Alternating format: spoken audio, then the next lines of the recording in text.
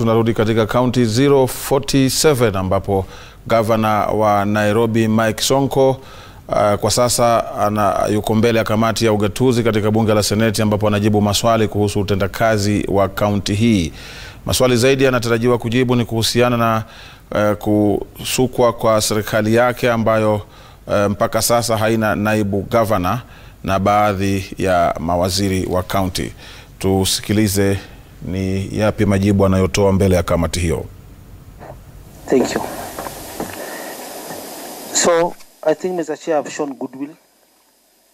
I have shown my intention to nominate a deputy governor.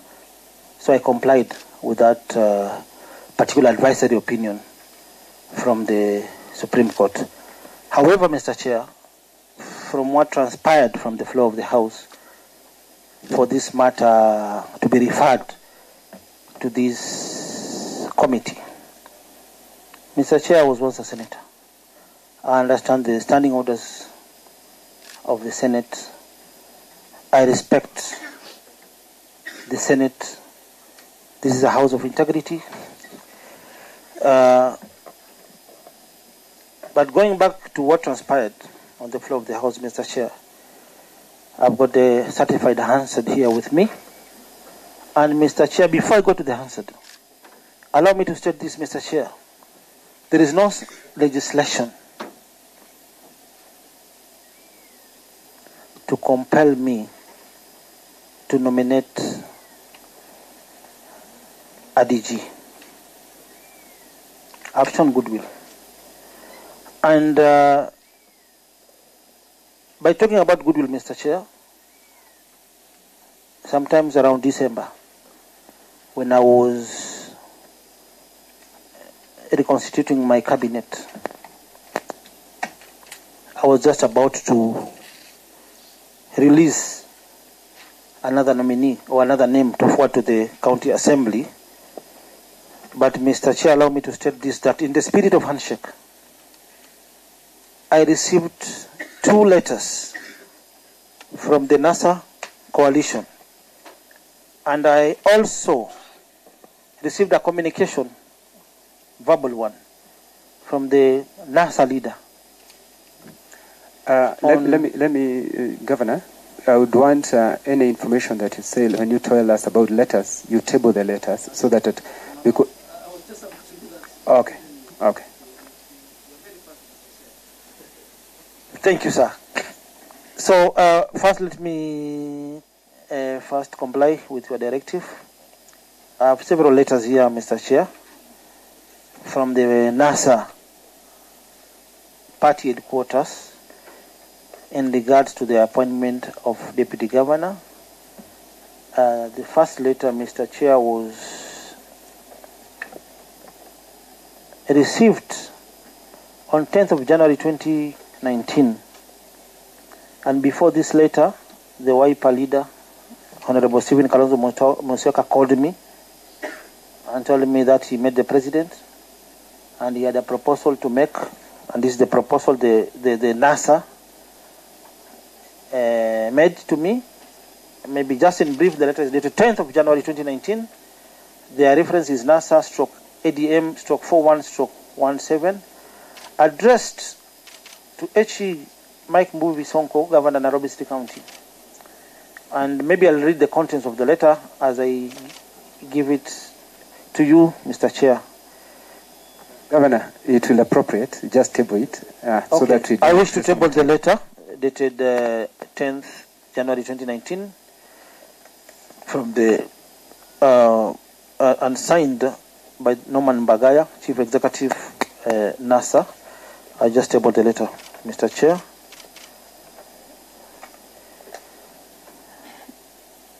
Mr. Chair, when I was just about to name my DG for the second time now after the rejection of Meguda by the Nairobi County Assembly, I received another communication from NASA.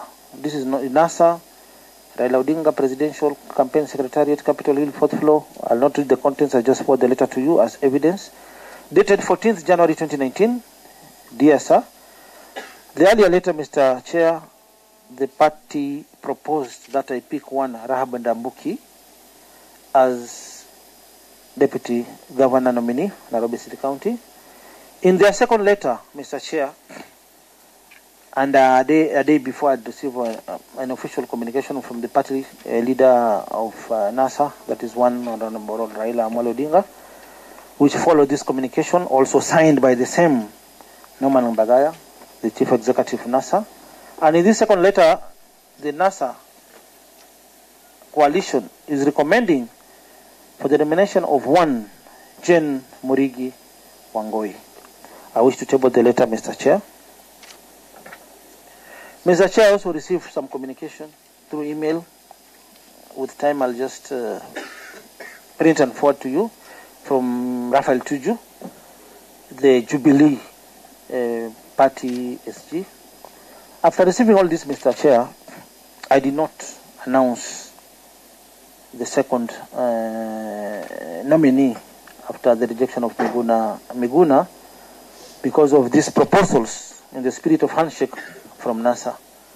So I had to consult because Jubilee Party does not belong to me.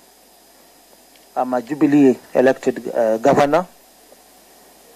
So as I was still consulting, Mr. Chair, so many things came up, including the amendment on county government bill, which was passed by the Senate and forwarded to the National Assembly with the recommendations.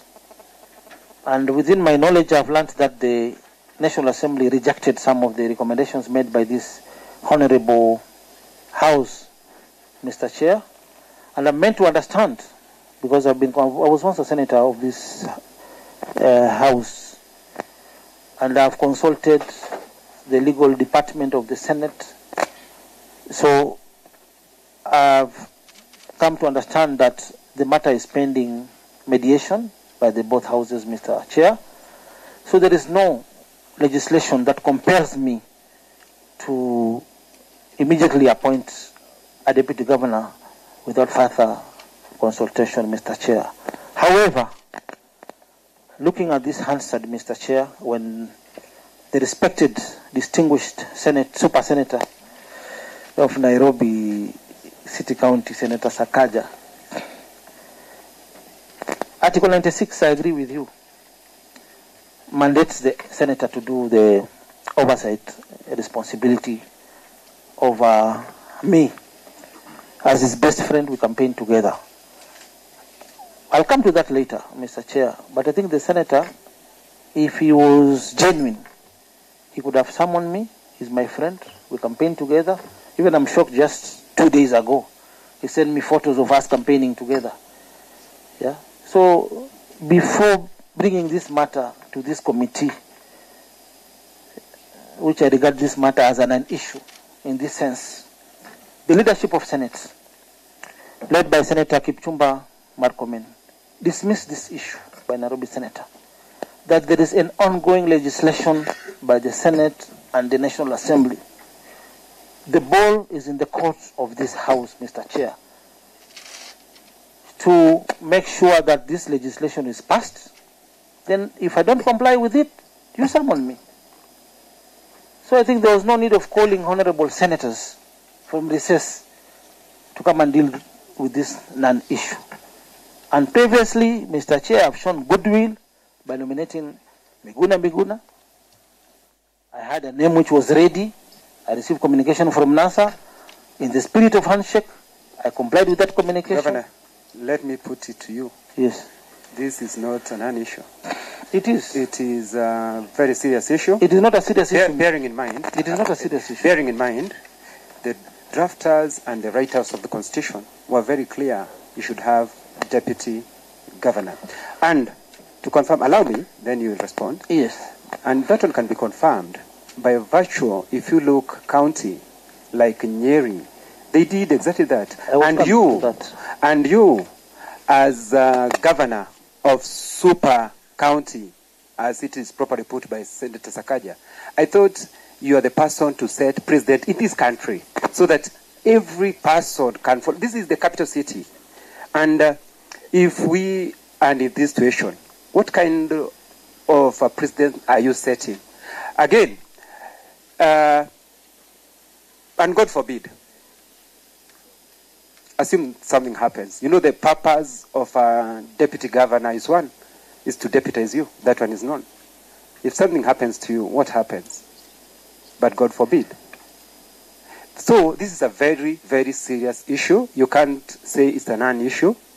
It is so serious that every other Kenyan, and Kenyans can bear me witness, they are concerned. That's why every other person, if it was not serious, you'd not be presenting to us these documents whereby the former Prime Minister wrote to you, the wiper wrote to you concerning the same. So it's a very serious issue. And by your words, you have said that you had tried to bring somebody on board because you knew it's important. It cannot, again, change to become a non-issue when you had indicated to us that it is you have a goodwill. All of a sudden, you're saying it's not a non-issue. And I can tell you, Sakaja waited for these 15 months, being your friend, hoping that things will happen, and until his time is running out. That's why maybe he brought it. I cannot talk on his behalf. Thank you, Mr. Chair. Can I respond to the Chair, then I can pick your question? Because before my point, I don't want my points to evaporate, Mr. Chair. You can write them. Allow Sakaja to continue. Chair, I just wanted to... I think that point has been repeated twice. Even before going to the substantive issues, allow me to lay that one issue to rest. It is true, beyond any shadow of doubt, that Governor Mike Sonko is a friend of mine. And he has been. We campaigned together. And he said I sent him photos. That is what we call TBT. It was exactly 2 years ago. And it's a throwback, photo. And that is in jest. But, Mr. Chair, I think it's important for us and for the governor and his team to understand that some of these are just constitutional rules that have to be played. If a matter is brought to my attention or that concerns Nairobi, it does not depend on our friendship. I cannot tell the people of Nairobi that this one we dealt with in the evening with my friend. There's a reason I'm in this house, to be able to prosecute those issues. And this sitting chair, the tone needs to be set right. It is not an adversarial proceeding. It is not, that the governor is being lambasted or being blamed for anything. In fact, as the Senate, our work is to protect the interests of counties and devolution. So the governor is supposed to come and tell us, the Senate, and ideally, if the workings were proper, that my senator, there's this issue, how do we solve, where is this bill? And I think that's the kind of relationship the Senate and the counties through the Council of Governors is trying to cultivate. That not everything or every reason you're called it's not a fight, it's not a tussle. To say, in fact, Senate, we need you to strengthen our workings by looking at 1 or 2, 3 issues, assist us with this. So I just wanted to set that straight, and I hope I'll get an opportunity later to go through now a rundown of the specific substantive issues that I think are of concern to the people of Nairobi. Thank you, Chair. Through the Chair, I also want to weigh in on what Mr. Kaja said. I think we started off very well. And it should be noted that this is not even a sermon. This is an invitation. So that the governor of Nairobi can shed light as to where we are in the process of appointing a deputy governor for the city of Nairobi. So I think to that point, we are good.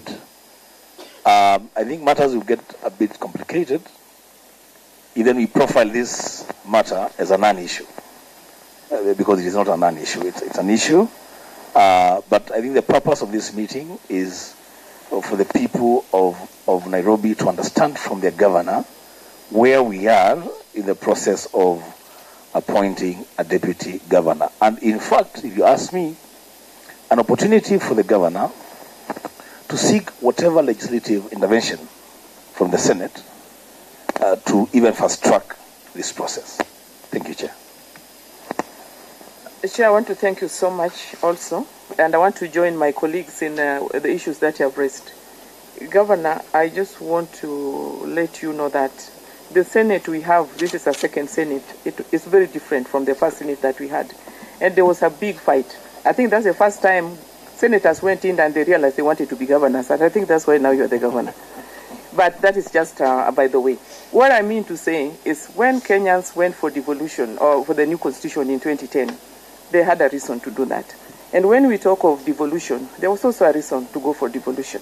And it was to bring governance to the people, near the people. And for service delivery, you've seen that the relationship that we want to create between the county governments and the Senate is for service delivery. It's not a fight, it's not a competition. So I'm so disappointed that you say that when we invite you to come, it is a non-issue. It's not a non-issue. And it's not about us. It is about the service delivery. Now, if you look at the county of Nairobi, you always talk of recurrent. Why is there recurrent? Because you have the seats that were created by the devolution. Then you had the municipal or the county council. Then you had the seconded. So it means that all the seats that were created by the constitution, they are necessary. So if there is need, and Kenyans would want to, because I don't belong to Nairobi County, but I reside here. So Kenyans are asking and they want to know why this is not happening. Because there's also a lot of issues pending on service delivery. So people are wondering, is it because of the absence of some of these seats that we don't get enough or we don't get what we are expecting from our county? So, Mr. Governor, please treat this with seriousness. Know it is a constitutional issue and know that it is in the spirit of devolution that all these seats were created, and it is for the general good of the people of Nairobi and the people of Kenya generally. See, this will be as a precedence for all counties. Thank you. My colleague who has just come to introduce himself, then we'll proceed, Governor. Okay, Cherargei Kiprotich is by name Senator Nandi County and a member of this devolution committee. Okay. Sorry, and the Chair of Justice, Legal Affairs and Human Rights in the Senate. Okay, proceed, Governor. Oh, thank you, Mr. Chair. Mr. Chair, first you started by giving an example of my deputy. When I was elected as the governor of this great county, Mr. Chair, I had a deputy governor. We campaigned together. I forwarded his name to IBC. Yeah. Then I took over office as the second governor of Nairobi with a deputy governor.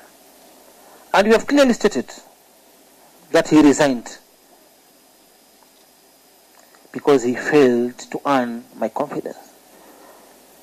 But he never elaborated which kind of confidence was this. And after, allow me to repeat myself, Mr. Chair. Immediately after the delivery of the advisory opinion by the Supreme Court, and I want to repeat myself, that I complied with that directive of the Supreme Court by appointing one Miguna. And when I made the second attempt, Mr. Chair, of nominating another name for the DG's position, these letters came in. I'm the Jubilee governor. I have to consult. I have to look for the party leader, the president, and the deputy president. The Jubilee does not belong to me. Nairobi governorship seat does not belong to me. I have to consult. You've mentioned about the Nyeri governor. When he nominated his deputy, Caroline Karugu, the deputy governor of Nyeri, or rather let me put it in this language, the people of Nyeri, the governor of Nyeri, they stayed without a deputy for 12 months. Why? Because the governor was consulting. This is a very delicate position, Mr. Chair. A very sensitive position, Mr. Chair. I don't want to have a scenario whereby I pick Sakaja or Madam nominated senator to become my deputy governor. Then after a week, they all resign again. It will also expose me. And let me go back to the debate that was in Senate the day my friend Senator Sakaja was raising this issue. This issue was objected by the leadership of the Senate, who are not invited here. And allow me to refer to the Hansard statement, which I have, and it has been authenticated by the clerk of the Senate, Mr. Chair. I also do my homework through my little intelligence, which I have as the governor of Nairobi. And allow me also to correct my brother, Senator Sakaja. I know the Constitution gives you the powers, Article 96, oversighting me. When I was oversighting Kidero in one of these committees, there's a time I even went physical with my predecessor because of the real issues we were facing as a county. Yes, it's true I wanted to be the governor of Nairobi. Yes, it's true my brother wants to be the governor of Nairobi. But the way he's playing his cards, Mr. Speaker, he's playing them in a very wrong way. Let me finish. No, I gave you time to talk. Give me time to finish. If you can raise up after I finish, you can Governor, you have been in this house and you told us you know the standing orders. And this is a point of order. You see, he ought to have done his investigations before. It's a point of order. Okay, it's not a point of information I could have rejected, but point of order I can allow. You can allow, you are the chair. It's good to see you remember the provisions of the statute. Mr. Speaker, I think that statement on the record needs to be withdrawn. And forthwith. Chair, I have never, since the 2017 election, declared anywhere that I want to be the governor of Nairobi. And the governor himself has declared that he does not want to be the governor of Nairobi after this election. So I don't see where those two meet. And in any case, Mr. Chair, any Kenyan, including myself, if ever I wish to want to vie for the position, I'm free to. But as of now, in any public record, whether it is radio, TV, WhatsApp, whatever it is, I have never made any declaration for that position. So what I'm doing, and in fact I'm doing it differently from how you used to do it when you were the senator, I am looking at issues objectively. In fact, you're the one who said that you once almost went physical. I'm looking at issues objectively as a senator of Nairobi. I was given the mandate by 847,000 Nairobians, and I will continue to exercise my mandate as a senator of Nairobi until Nairobians vote me out or give me a different position or I retire from politics. So kindly, bro. Thank you, Mr. Chair. Okay. In response to that, proceed.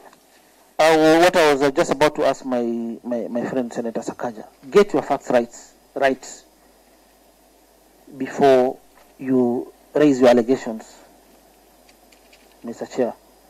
I don't want to go to the audit query report, but I just want to give this as an example. When I was the senator of Nairobi, when these audit queries or similar matters used to be raised in the floor of the House, I used to pick those matters, the reports, go to the ground, investigate, come with facts. I used to call my predecessor a thief because I had evidence, sufficient evidence to call him a thief. And I remember in the same committee, same room, a different committee, I was forced to withdraw my remarks. I substantiated, Mr. Chair, with facts. Where people used to be evicted from their houses, that's a different issue. Widows used to be killed by goons. I had facts because I went to the ground to investigate. I don't want to touch on a matter of a different committee, but one just simple example, Mr. Chair. Last week, the distinguished senator, Super Senator Sakaja from Nairobi County, he raised a very burning issue on the floor of the Senate by saying, we just declared the money we received from Jumbo Pay, the revenue collected through Jumbo Pay, but there are 26 other M-Pesa accounts. Don't guide the chair. Let him do his work, even if he's your colleague. Mr. Chair, you have to be neutral in this case. Yeah, I can see the senator is whispering to you. He doesn't want me to raise some important issues. I'm just giving an example. I'm also entitled to be heard, a fair hearing. Yes. And in silence. There's nobody who is speaking on my behalf. I'm speaking for myself. So you should allow me also to... Yes. Yes, we are hearing you, Mr. Chair. Yeah. So in that particular case, this is just an example. This matter does not touch on this particular committee which is sitting today. But the senator raised a very burning issue. That 26 M-Pesa accounts have not been declared. That money is being stolen by the governor. But Mr. Chair, let me put it this way. M-Pesa statements, these are like bank statements. If you divert and send that money to the chair, it will be known. Based on what he raised, I did my thorough investigation, Mr. Chair. Went to all the markets, got all the M-Pesa transactions, and found that all the monies were going to the cooperative bank revenue account. At close of business, they are swept to to Treasury. So before we raise our allegations against any sitting governor, let us substantiate, let us get our facts right before tarnishing our good names. Chair, on that I We are being made to look as if we are sympathizers of corruption while we are known Okay. for fighting. That's just an example, even while you are raising a point of order. I'm just going to my real issue now. No, that was just an example. Okay, Sawa. Okay, that is the shares the discretion of that. Okay. So that that one does not go to record is that as much as all of us are aware constitutionally, the office of the governor does not have the powers of investigations. I wish you would have said that ethics and anti-corruption on DCI was involved so that you can authenticate those allegations that were being raised on the transactions of the M-Pesa.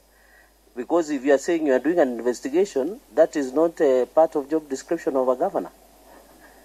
There are so many types of... We can't allow that to go on record because constitutionally or legally, you No, don't have such it is power. just an example. Even I don't want it to go on record. Okay. If you understand between an example and a real case Then which it I'm be raising. struck off. Chair, on that. Okay.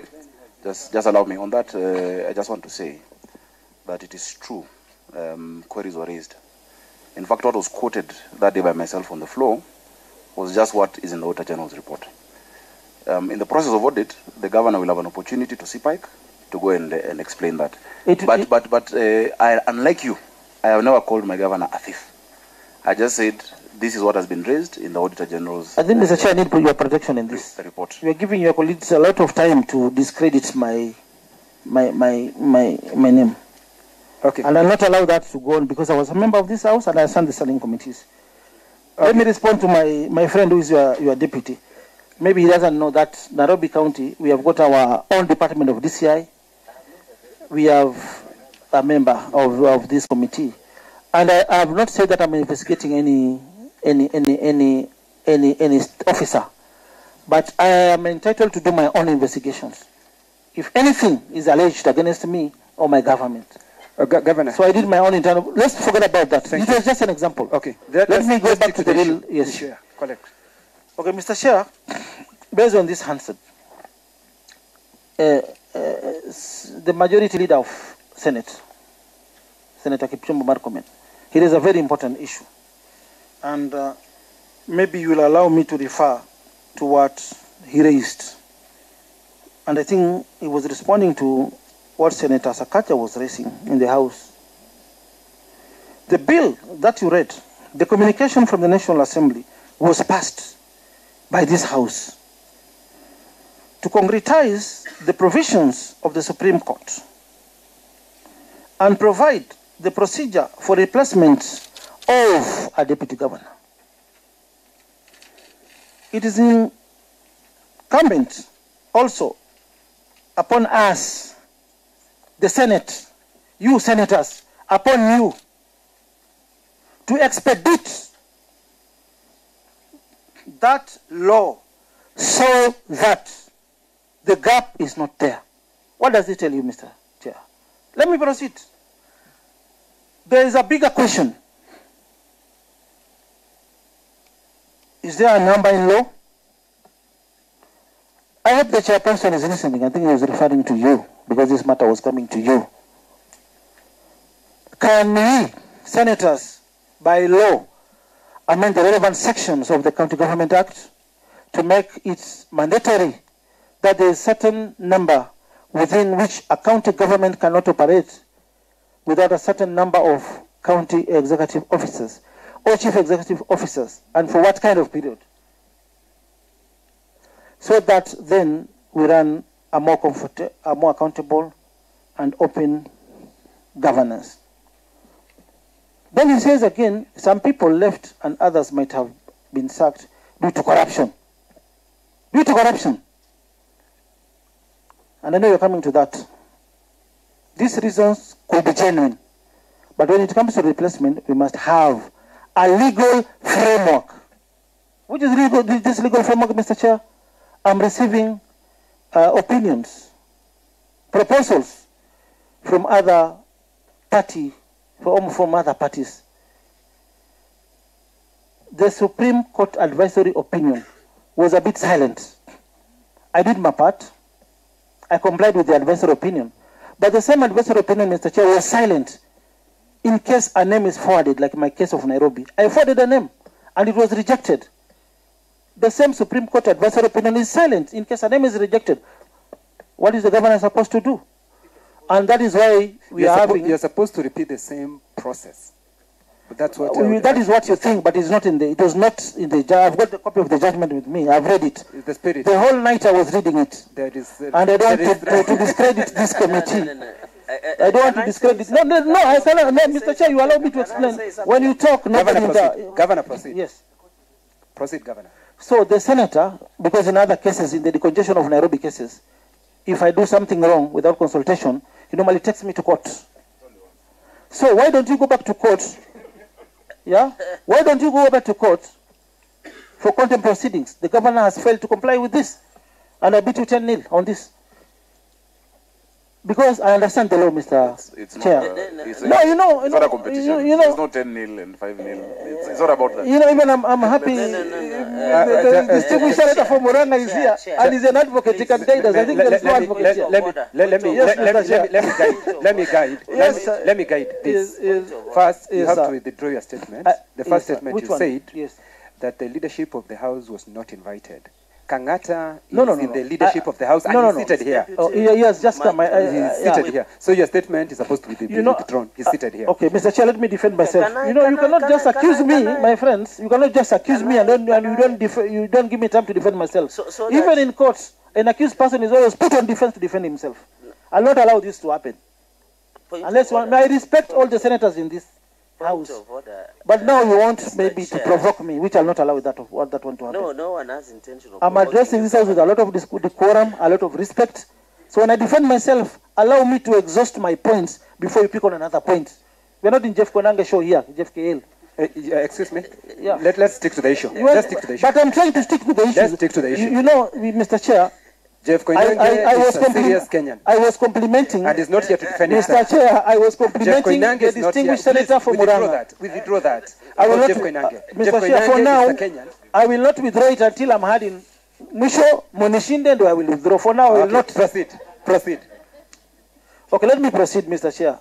And maybe let me apologize, maybe if you're taking me wrong, but I was once a senator in this House. I understand how committee business is being handled. I was complimenting the distinguished senator from Muranga because he's an advocate. And when the senator of Nairobi raised this issue on the floor of the House, he said, and I want to quote him, the answer is here, that there is no legislation which is giving you senators powers to compel the governor of Nairobi to nominate a deputy governor. There's no time frame. And that is why we want this particular bill, this county government amendment bill to be passed, 2017 to be passed and assented to by the president. But at the moment, as we sit here, there is a crisis. The national government has rejected some of your recommendations. The matter is pending before a mediation committee.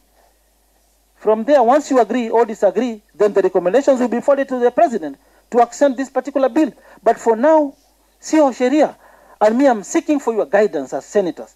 Because the Article 96 of the Constitution empowers you to oversight us. I'm ready to be oversighted, but we must have a healthy oversight. You don't just introduce laws into my mouth, or because we are sitting in this committee, you want to abuse your powers by compelling me to nominate a deputy governor. And there are no time frames. I have no. I have complied with this. If I'm Governor, let the senator go to the Supreme Court. Governor, our question was simple. We had asked, what are the steps you have taken? We were not. Okay, this is my answer. This is my answer for the steps which I've taken. When you started by, you had nominated Miguna, you gave some documents. That's where we are. Proceed from there. Okay. Let me say this, Mr. Chair. I will not mention of any steps until you senators pass that bill, the County Government Act bill, until it is accented by the president for it to become law, then I can comply with that law. For now, I will not.